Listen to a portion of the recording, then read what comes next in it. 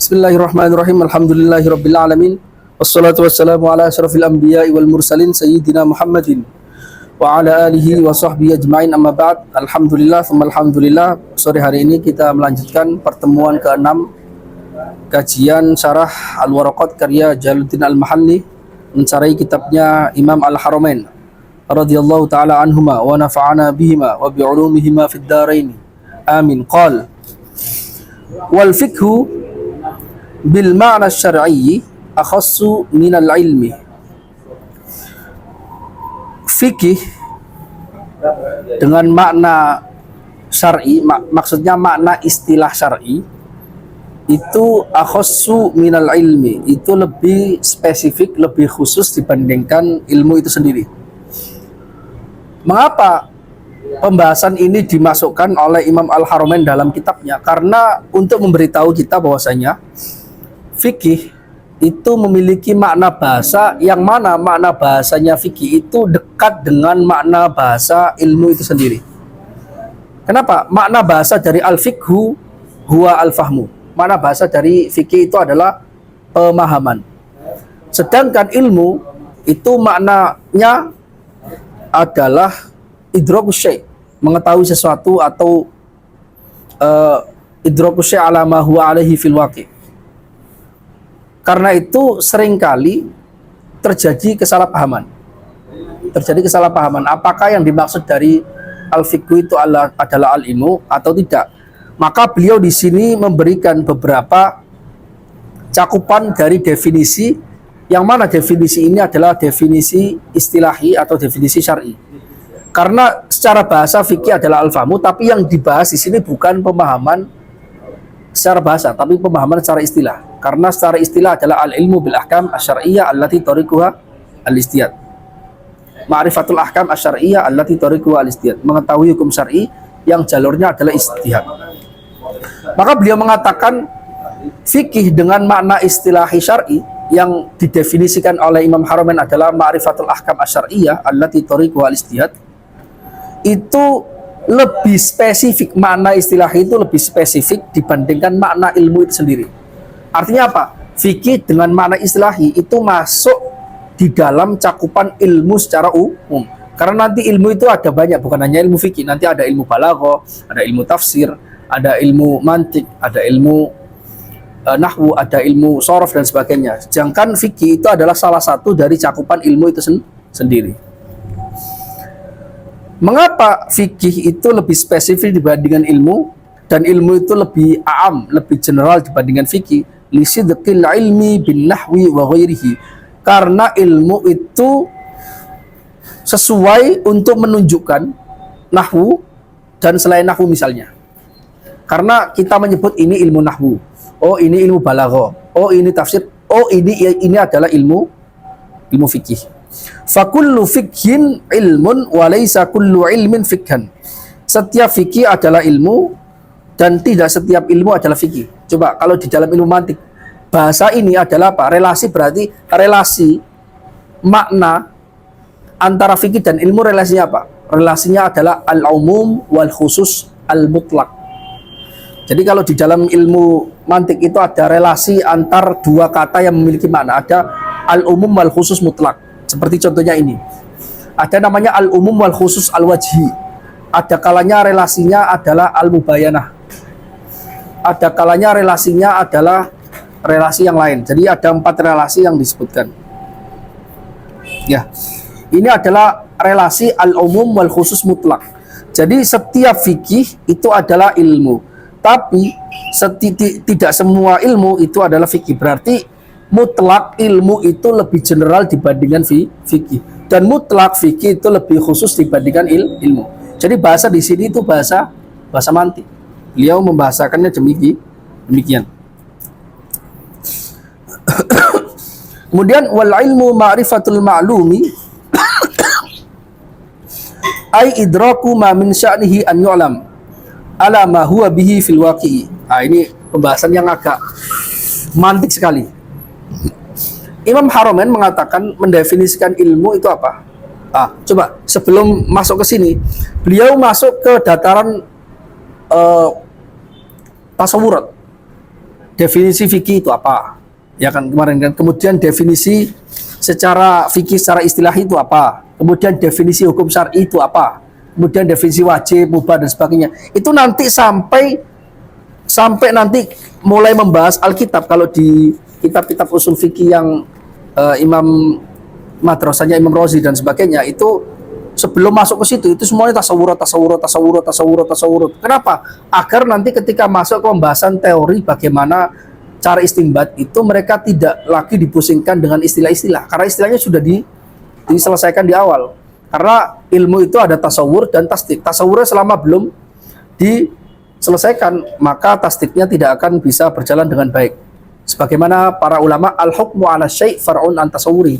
Menghukumi sesuatu, menghukumi maksudnya tasdik terhadap sesuatu, itu adalah cabang dari tasawurnya. Karena itu cabang, berarti tasawur dulu baru setelah itu tasdik. Tasawur dulu baru itu kemudian hukum, justifikasi. Konsepsinya disamakan dulu, persepsinya baru setelah itu justifikasi. Karena kita lihat banyak orang berdebat, misalnya yang sering terjadi di kelas kita juga, perdebatan nggak penting antara TGD dengan Bu Ida, karena itu konsepsinya nggak disamakan, atau Bu Lurah, ya seperti itulah, itu intermezzo. Karena nggak disamakan, nggak sesuai dengan debatnya para ulama, itu debatnya juala. Ya salam. Oke. Beliau mendefinisikan ini. Wal ilmu ma'rifatul ma'lum. Ilmu adalah mengetahui al-ma'lum, objek ilmu. Lah, ini menarik. Diksi yang dipakai oleh Imam Al-Haramain di sini menurut para ulama yang ahli mantik, ahli usul fikih dan ahli ilmu rasional ini agak sedikit problem. Beliau mendefinisikan al-ilmu ma'rifatul ma'lum ala ma huwa bihi fil waqi'. Ilmu adalah mengetahui objek ilmu sesuai dengan realitasnya. Sesuai dengan realitasnya. Jadi kalau kita mengetahui nggak sesuai dengan realitas, itu bukan ilmu namanya. Itu adalah kesalahan, waham, bisa jahal, bisa syak. Itu ada maratibnya, itu ada. Saya katakan bahwasanya definisi oleh Imam Al-Haramain di sini agak problem karena di dalam teori ilmu mantik, definisi itu syaratnya adalah diantaranya tidak boleh ada terjadi daur, tidak boleh terjadi daur, tidak boleh terjadi tasalsul, tidak boleh yang didefinisikan itu lebih jelas dibandingkan yang mendefinisikan. Kemudian juga tidak boleh menggunakan kalimat-kalimat majas agar terpenuhi fungsi dari mendefinisikan. Didefinisikan tidak boleh jelas dibanding yang didefinisikan. Kata yang didefinisikan, misalnya ketika saya mendefinisikan gini, apa itu air? Kita mendefinisikan dengan air itu adalah sesuatu yang menimbulkan kita kesegaran dan sebagainya. Itu belum tentu lebih memahamkan. Tapi ini relatif ya, tergantung orangnya. Itu syaratnya. Jadi ayyakuna at-ta'rifu ajla minal mu'arraf, atau al-mu'arrif atau qaul syari' atau ta'rif itu harus lebih jelas. Karena fungsinya definisi adalah memberikan pemahaman tasawur terhadap orang yang mendengarkan. Kalau kalimat yang kita gunakan untuk mendefinisikan sesuatu itu lebih nggak jelas dibandingkan yang kita definisikan, maka nggak akan tercapai fungsi dari definisi. Ini ada syarat-syarat di dalam ilmu mantik. Ya, seni definisi. Nah, tapi yang di sini yang jadi problem bukan soal itu. Yang di sini yang jadi problem adalah di sini ada potensi mengandung yang namanya daur. Daur itu vicious circle atau putaran setan lah kalau dalam bahasa kita. Tawaqquf syai' ala ma yatawaqqafu alaihi. Sesuatu itu tergantung dari sesuatu yang lain. Yang mana? Itu terjadi daur. Ya, daur. Contohnya gini. Daur itu bagaimana, Ustaz? Daur itu seperti ini. Misalnya gini. Kalau yang bahasa sehari-hari kita, dahuluan mana antara telur dan ayam? Itu daur. Karena ayam itu dia asalnya dari telur, jadi ayam itu tergantung ada telurnya terlebih dahulu. Sedangkan telur juga tergantung ayam karena dia munculnya dari ayam. Atau contoh gini, misalnya contoh itu terjadi dan itu mustahil. Aku ngerinya main bacok-bacokan habis ini. Kayak di kapan gitu. Contohnya gini, misalnya gini. Ada orang punya statement gini, saya akan tidak akan memberikan kamu uang 1 juta kecuali sebelumnya kamu memberikan uang kepada saya 2 juta rupiah. Kemudian orangnya diomongin gitu juga ngomong ke saya juga sebaliknya, saya akan memberikan kamu uang 1 juta kecuali tidak akan memberikan kamu uang 1 juta kecuali sebelumnya kamu memberikan saya uang 2 juta. Maka yang terjadi apa? Dua orang ini dua-duanya tidak ada yang satu pun yang memberi. Kenapa? Karena pemberian saya itu tergantung pemberian kamu, sedangkan kamu mengatakan ke saya pemberian dia juga tergantung pemberian saya. Itu daur.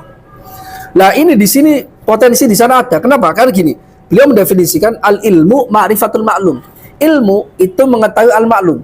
Coba, kata-kata al-ma'lum itu dia bentuk dari isim maf'ul dari al-ilmu, mas dari al-ilmu. Sedangkan kita ingin mendefinisikan al-ilmu. Kenapa kita menggunakan kata-kata yang kata-kata itu maknanya hanya bisa diambil dari redaksi yang pertama? Karena al-ilmu mustaknya, al-ma'lum itu mustak dari al-ilmu. Sedangkan kita mengetahui al-ilmu, mengetahui makna al-ma'lum itu tergantung dari pengetahuan kita terhadap ilmu itu maksudnya apa. Padahal al-ilmu itu kita ingin definisikan. Berarti ma'rifatul ilmi ya tawaqqaf ala ma'rifatul ma'lum. Wa ma'rifatul ma'lum karena dia istiqoknya, derivasinya dari al-ilmu, itu ya tawaqqaf ala ma'rifatul al-ilmi, terjadi daur. Ya. Makanya ini adalah definisi yang enggak tepat dan itu sering dipakai atau sering digunakan atau dilanggar oleh orang-orang yang enggak belajar mantik secara tepat ya. Kita mendefinisi sesuatu padahal definisi yang kita pilih itu sesuatu yang bermasalah, tidak akan memberikan pemahaman yang tepat. Tapi para ulama mengatakan nggak mungkin Imam Haramain yang sealim itu dia itu memilih definisinya ini bermasalah, nggak mungkin. Karena itu ditakwil oleh Imam Jalaluddin Al-Mahalli, beliau mengatakan begini, ai idraku ma min sya'nihi an yu'lam wal ilmu ma'rifatul ma'lum. Diksi dari Imam Haramain ditafsirkan oleh Jalaluddin Mahalli, ditakwil idraku ma min sya'nihi an yu'lam, mengetahui sesuatu yang berpotensi untuk diketahui. Loh, karena gini, syarat supaya tidak terjadi daur itu adalah kalau kata para ulama terjadi infikakul jihad. Sisi objek, sisi tertentu itu berbeda. Maksudnya apa? Kita supaya tidak terjadi daur harus ada dua sisi yang berbeda, yang mana sisi dari yang kita ambil, yang kita definisikan itu beda dengan sisi yang kita ambil untuk dijadikan definisi. Maka beliau membawa bahwasanya yang disebut ilmu adalah ma'rifatul ma'lum. Maksudnya al-ilmu bil fi'li. Maksudnya ilmu secara aktual itu definisi adalah mengetahui sesuatu yang berpotensi untuk diketahui. Jadi beliau membawa infikakul jia kepada al-fi'lu sama al-quwah. Ini teori filsafat sebenarnya. Ada asyai'u bil quwwah, ada asyai'u bil fi'li. Ada sesuatu yang secara nyata aktif, aktual. Ada yang secara nyata dia hanya potensial. Beda antara orang belajar di sekolah itu berpotensi pintar. Tapi apakah dia pintar? Belum tentu. Orang kalau sudah pintar berarti dia itu sudah memiliki kepandaian secara aktual. Tapi ketika dia masih sekolah, belum lulus, belum paham, itu kan dia juga punya potensi pintar. Kita bisa menyebutnya dia pintar, tapi secara potensial. Maksudnya beliau ingin mengatakan bahwasanya ilmu itu mengetahui sesuatu yang secara potensial bisa diketahui. Maksudnya apa? Ilmu itu adalah mengetahui sesuatu yang yakbalu al-idrok. Ilmu itu adalah mengetahui sesuatu yang bisa punya potensi untuk diketahui. Karena ada sesuatu yang nggak bisa punya potensi untuk diketahui. Contohnya apa? Zat Allah Subhanahu wa Ta'ala. Kalau kita kembalikan ke ilmu kalam, zat Allah itu mustahil diketahui.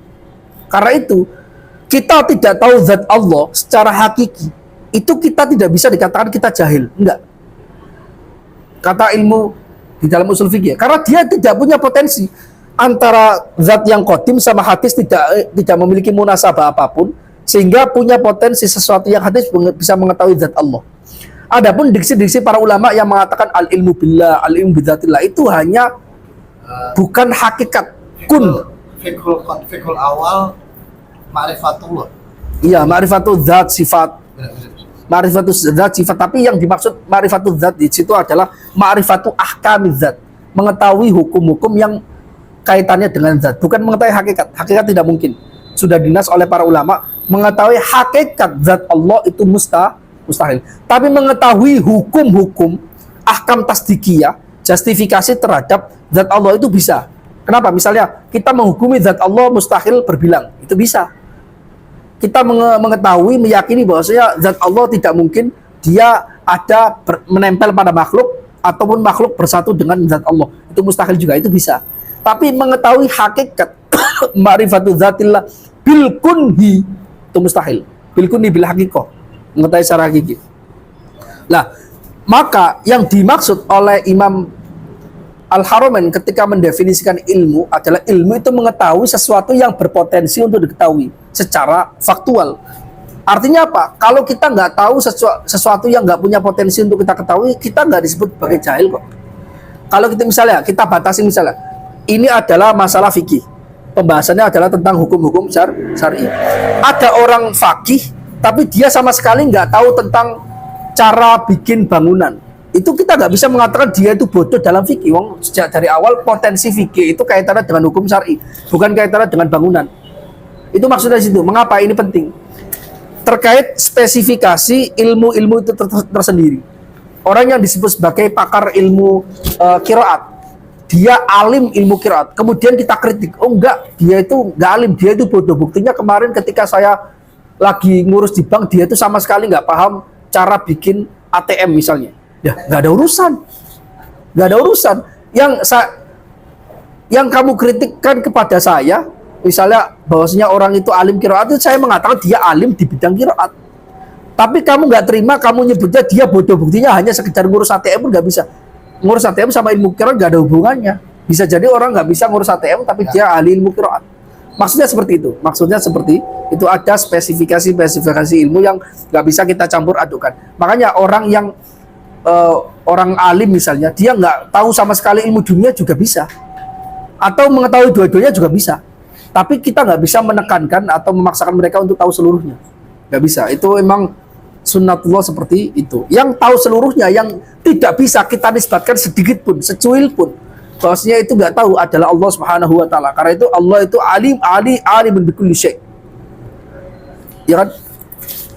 Allah itu muhitun bi jamil asya'. Allah itu tahu segalanya, seluruhnya. Nggak bisa kita nisbatkan sedikit pun, baik itu duniawi, agama, yang juz'iyat, kulliyat, parsial, universal, itu kita nisbatkan Allah nggak tahu. Itu mustahil. Selain itu bisa. Termasuk Allah itu tahu semua hal gaib. Ya. Semua hal gaib juga nggak bisa diketahui seluruhnya. Ya. Jadi ada beberapa hal yang dinas oleh para dinas di dalam hadis yang tidak diketahui, ada yang dinas sebagian diketahui oleh sebagiannya, ada yang dinas sama sekali bisa diketahui dengan jalur usaha. Misalnya yang nggak diketahui jalur usaha, misalnya ada orang dia dilahirkan dalam keadaan bodoh, tapi kan dia bisa belajar. Ada yang walaupun belajar dia nggak akan tahu, yaitu kapan dia meninggal, rezekinya bagaimana. Ya seperti itu. Ada yang atau dia tahu tapi hanya sebagian kecil, gitu loh, sebagian kecil saja. Paham nggak? Jadi artinya kita itu diajari sejak dari awal di ilmu ushul fikih ini mengetahui spesialisasi ilmu. Karena misalnya dia alim fikih tapi dia misalnya nggak alim qiraat, bisa jadi.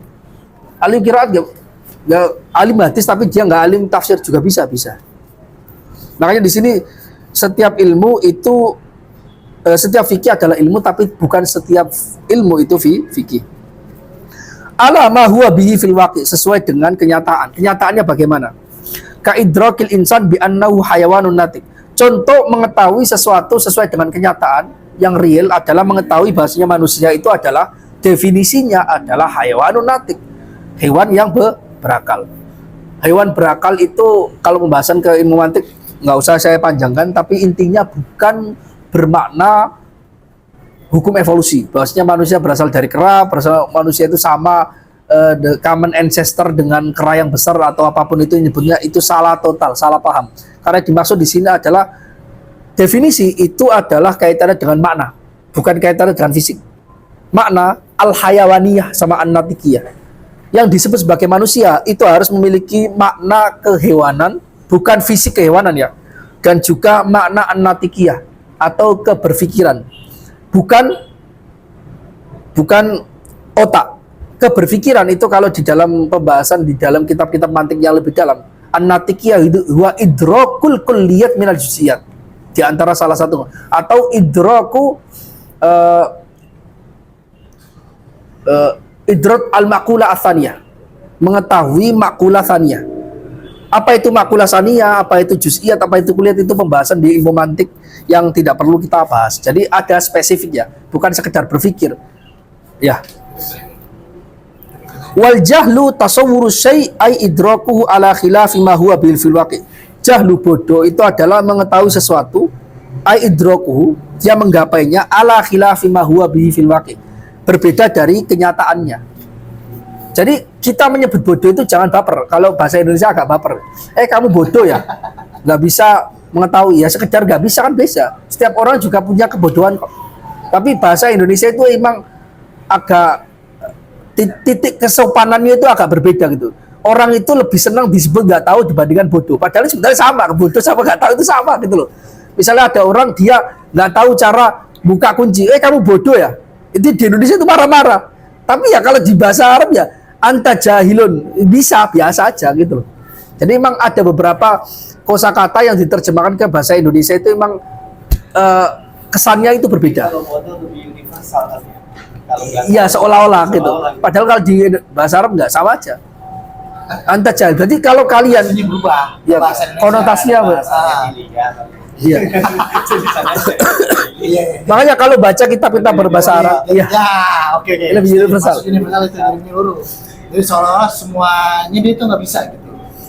Makanya kalau baca kitab Arab, kalau dia menisbatkan jahil, ajal dan sebagainya, itu bukan penghinaan sama sekali, itu bukan kata kasar. Di dalam bahasa Arab itu konotasinya netral. Dia idraku ala khilafi ma huwa bil faqih. Yang di dalam konotasi di dalam bahasa Arab yang dia merupakan hinaan itu adalah al-jahlu al-murakkab. Kalau al-jahl basit hanya sekedar ala khilafi ma huwa bil faqih itu enggak. Tapi kalau jahlul murakkab itu yang dicela. Dicela gini, jahil murakkab itu gini, dia merasa ini benar padahal salah, itu jahil murakkab, itu yang dikritik. Ya. Kenapa ditepuk dia? Iya kayaknya. Aman. Jahil murakkab. Asik terus. Ya kayak gitu. Lah, kaidrakil falasifa annal alam huwa ma siwallahi ta'ala qadim. Ya. Contohnya jahil. Bang nggak usah dinisin, nggak terjelas itu bodoh, masih dipot. Contohnya apa? Yang disebut sebagai jahil bodoh itu apa? Contohnya falasifa meyakini atau mengetahui bahwasanya alam semesta yaitu selain Allah itu qadim. Mereka menisbatkan alam semesta itu qadim. Berarti termasuk kategori idrakul falasifa atau keyakinan falasifa bahwasanya alam semesta itu qadim, itu jahl. Kita menyebutnya jahl, bodoh. Wa ba'duhum wasafa hadzal jahla bil murakkab. Itu menurut sebagian ulama tidak membedakan antara jahal basit dan jahal murakkab. Jahal yang standar dengan jahal yang double track. Ada sebagian ulama yang menjadikan jahal ini, contoh dari falasifa meyakini bahwa alam semesta itu qadim, itu sebagai jahal yang murakkab.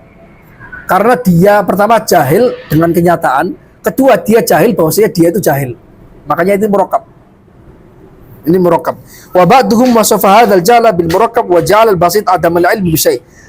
Sebagian ulama menjadikan ini adalah jahil murakkab dan menjadikan jahil yang basit yang tidak tersusun, jahil yang standar, yang tidak tersusun apapun, itu adam al ilmi bi syai', hanya sekedar tidak mengetahui sesuatu. Nah, ini yang bukan celaan. Kita menyebut orang nggak tahu sesuatu anta jahil. Nah, itu biasa kalau di dalam bahasa Arab ya. Kalau orang yang tidak mengetahui bahwa dirinya jahil, murakkab. Murakkab. Itu murakkab. Ada jadi presiden mau jangan merokap. Santai. Contohnya yang jahil basit itu ka'adamim ilmin bima tahtal aradin. Contohnya adalah kita tidak mengetahui kandungan dari isi perut bumi. Itu menurut ulama usul fikih ya kita nggak tahu, nggak ada masalah. Hanya sekedar nggak tahu. Ente kok nggak tahu sih cara bangunan setinggi itu? Ya masalahnya apa? Ya emang saya nggak tahu. Saya bodoh soal itu. Ya selesai, nggak ada masalah. Kita tidak dituntut untuk mengetahui segala hal. Kita hanya dituntut sesuatu yang wajib kita ketahui dan sesuatu yang kita gunakan untuk kehidupan kita, pekerjaan kita dan sebagainya. Untuk itqan fil amal, untuk supaya kita bisa profesional dalam pekerjaan kita. Wa bima fi butunil bihar, dan seperti kita tidak mengetahui kandungan isi lautan. Wa ala ma dzaka, ya. Seperti itu. Wa ala ma dzakarahu al-musannif la yusamma hadza jahlan. Dan menurut pendapat yang diutarakan oleh musannif yaitu Imam Haramain, la yusamma hadza jahlan, bahkan tidak mengetahui kandungan perut bumi, isi dalam lautan, itu sama sekali enggak disebut sebagai jahal. Kenapa? Karena beliau mendefinisikan jahal itu idrakus syai' ala khilafi ma huwa fil waqi', mengetahui sesuatu berbeda dari kenyataannya. Berarti menjadikan jahal itu hanya jahal murakkab. Jadi seolah-olah definisi yang dipilih oleh Imam Haramain itu hanya mendefinisikan jahil murakkab saja, bukan jahil basit. Jelas ya? Ini hanya lebih ke istilah-istilah aja, lebih ke istilah-istilah. Wal ilmu daruri ma la yaqau an nadharin wastidlal. Definisi ilmu daruri ini penting. Mengetahui ilmu daruri, ilmu nadhari, ya, itu penting kaitannya dengan ilmu kalam, kaitannya dengan ilmu usul fikih, itu penting sekali. Ilmu daruri itu apa? Ma la yaqau, ilmu yang tidak terjadi an nadharin wastidlal, dengan berpikir atau berargumentasi. Contohnya apa? Kita tahu diri kita ada. Itu adalah daruri yang paling daruri. Sebagian ulama menyebutnya sebagai ilmu huduri, yang selalu hadir pada kita. Kita lahir itu kita langsung sadar diri kita ada, walaupun kita nggak bisa ngomong. Ya. Kalau ilmil waqi' bi ihdal hawasil khams, seperti ilmu yang terjadi dengan salah satu panca indera. Kita misalnya mengetahui bangunan itu biru. Terus ada orang bertanya kepada kita, mana buktinya bangunan itu biru? Pertanyaan ini salah. Karena mempertanyakan sesuatu yang daruri itu tidak boleh. Tidak pas. Walaupun daruri mengetahui ini lewat panca indera, itu bukan daruri yang paling daruri. Karena daruri yang paling daruri adalah mengetahui diri kita ada. Yang di dalam filsafat barat itu, apa itu, Descartes menyebut ergo sum. Yang saya berpikir maka saya ada. Itu kan dia sebenarnya membahas soal ilmu daruri atau ilmu huduri sebenarnya. Saya berpikir maka saya ada, itu salah. Pemahamannya salah, nggak seperti itu. Tapi yang walaupun kita nggak berpikir, kita hadir itu langsung dengan pemahaman kita diri ada. Ilmu daruri gampangnya gini, kita beli HP. Aplikasi bawaan dari kita beli HP itu adalah ilmu daruri. Sedangkan ilmu nadhari yang butuh usaha untuk mencapainya adalah aplikasi yang kita install di App Store atau Play Store. Gampangnya seperti itu. Jadi manusia itu dilahirkan selalu membawa ilmu daruri. Andai kata manusia tidak di-setel, tidak disetting oleh Allah memiliki ilmu daruri satupun, mustahil dia bisa mengetahui apapun. Mustahil. Secara logika mustahil. Karena ilmu daruri itu selalu sebagai bahan dasar orang itu untuk mengetahui. Di antara ilmu daruri adalah ilmu al-waqi' bi ihdal hawasil khams. Ilmu yang terjadi, yang kita dapatkan dari hasil panca indera kita. Andai kata orang dilahirkan tanpa memiliki panca indera apapun, mustahil dia memiliki ilmu apapun. Dan orang seperti ini tidak akan kena taklif. Bahkan di dalam fikih nggak perlu 5, hanya 2. Dia nggak bisa mendengar, sama nggak bisa melihat. Itu otomatis dia nggak kena taklif sama sekali. Dia lahir dalam keadaan bisu, dalam keadaan tuli, sama apa, buta. 2. Tapi kalau buta saja masih bisa mendengar, masih kena taklif. Karena bisa diajari. Karena wilayah pendengaran itu lebih luas dibandingkan penglihatan. Lebih Kalau diusahakan, kenakan. apa ya? Diusahakan, kenakan. Usah. Sekarang ada yang Oh Ya iya. boleh diusahakan nggak? taklif berarti. Ya kena taklif, nanti kadang kena taklif. Kena taklif. Tapi di dalam fikih dijelas ada orang kalau lahir dalam keadaan dia itu tuli sama buta, itu pasti dia nggak kena taklif apapun, nggak wajib sholat, nggak wajib zakat, bahkan dia nakal pun sekalipun dia nggak akan kena apapun, karena nggak bisa diajari. Orang tidak akan bisa mendapat pelajaran apapun kalau dia itu buta sama tuli. Tapi kalau buta saja masih bisa diajarin. Kalau tuli saja masih bisa diajari beberapa hal, meskipun tuli itu lebih fatal dibandingkan buta ya. Tuli itu lebih fatal. Saya itu sering mendengar, dan mungkin ini di Al-Azhar, universitas di dunia yang paling banyak menerima orang buta itu Al-Azhar. Dosen saya itu ada yang buta, hafal kitab. bahkan ngajar di pasca sarjana. Yang diajarkan itu sudah dihafal beliau. Saya punya banyak teman, dia itu buta, dia hafal qiraat Asyra, jamak sughra, jamak kubro. Orang Mesir. Orang dulu sempat ada orang Indonesia buta datang ke Mesir, tapi akhirnya karena peraturan di sana orang yang asing nggak boleh datang ke Azhar dalam keadaan buta, nggak boleh. Tapi kalau orang Mesir sendiri boleh. Orang Mesir sendiri boleh. Kalau tuli nggak terima. Tuli nggak terima jelas. Tapi kalau buta masih terima kecuali harus orang Mesir. Tapi kalau orang luar Mesir nggak boleh.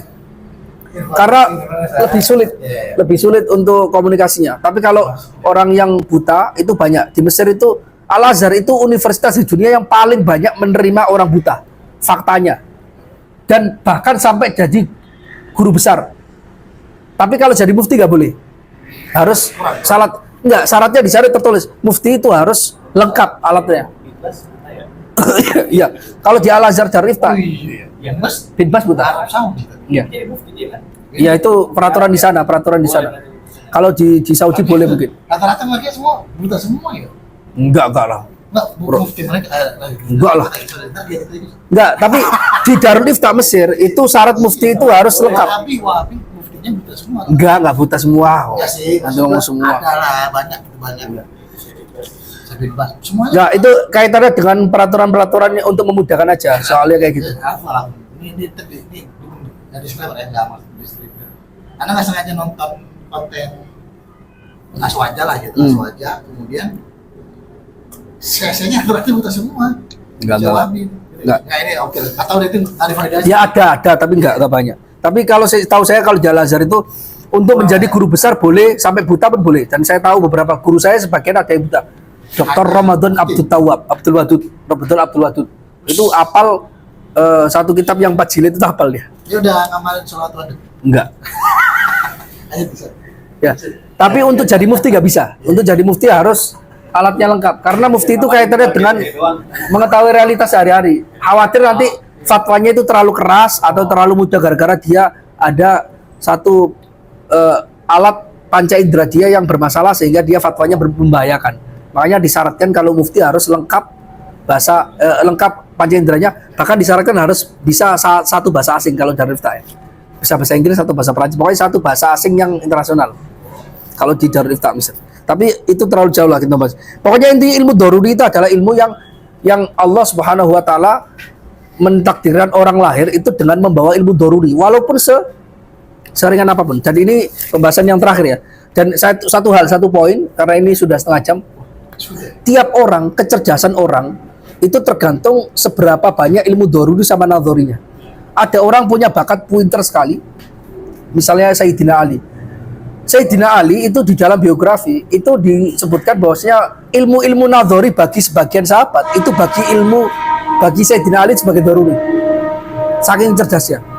Bahkan sebagian wali-wali Allah itu diberikan ilmu daruri padahal ilmu ini kategorinya itu nadhori. Misalnya lahir dalam keadaan jadzab majdub.